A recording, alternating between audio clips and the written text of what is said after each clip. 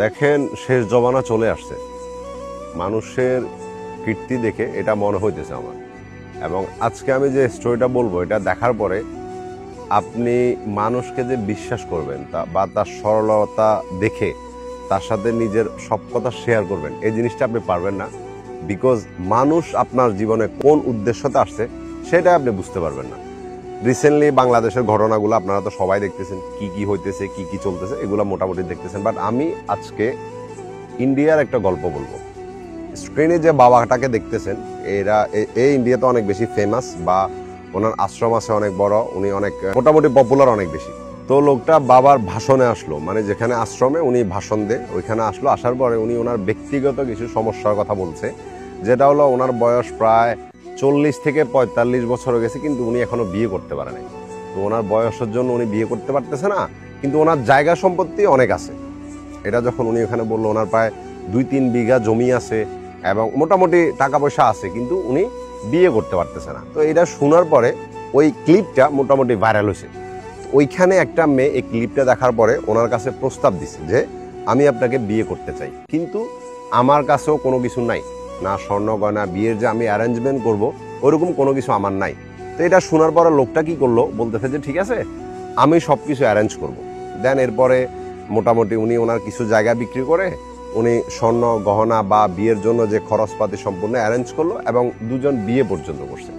স্ক্রিনে ছবিটা দেখতেছেন। বিয়ে করার পরে লোকটা সোশ্যাল মিডিয়াতে পিকচারটা শেয়ারও করছিল। তো মানুষ অনেক খুশি হয়েছে, যাক একটা লোক যে এত বছর পর্যন্ত বিয়ে করতে পারে নাই, ফাইনালি সে বিয়ে করছে এবং এটা দেখে অনেকজন খুশি হয়েছে। কিন্তু যে মেয়েটা ওনাকে বিয়ে করছে, ওনাদের যখন ফার্স্ট নাইট ছিল, ফার্স্ট নাইটে ওই লোকটাকে ওই মেয়েটা ফেলছে। ভাবতে অবাক লাগতেছে না যে কাহিনীটা কেন হয়েছে?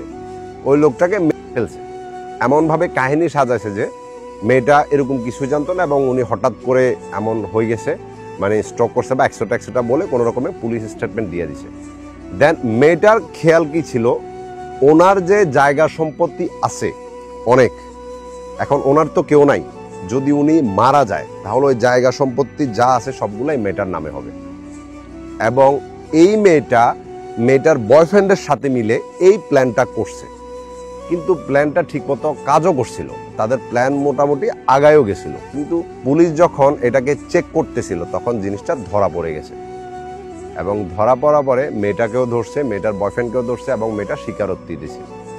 আপনি একবার চিন্তা করেন, মানে একবার কল্পনা করেন যে আপনি বিশ্বাস কেমনে করবেন, বিয়ে পর্যন্ত করছে, নিজের বয়ফ্রেন্ডের সাথে মিলে এমন প্ল্যান করছে যে দুনিয়ার কেউ তাদেরকে সন্দেহ পর্যন্ত করতে পারবে না।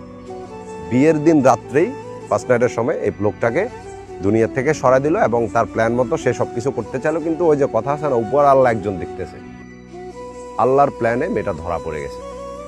তো এই জন্য বলি যে দুনিয়াতে মানুষ এমন হিংস্র হইতেছে, আপনি যদি কোনো জানার সাথে তাদের তুলনা করেন, আমি মনে করতেছি যে তোমাদের ইনসাল্ট করা হবে।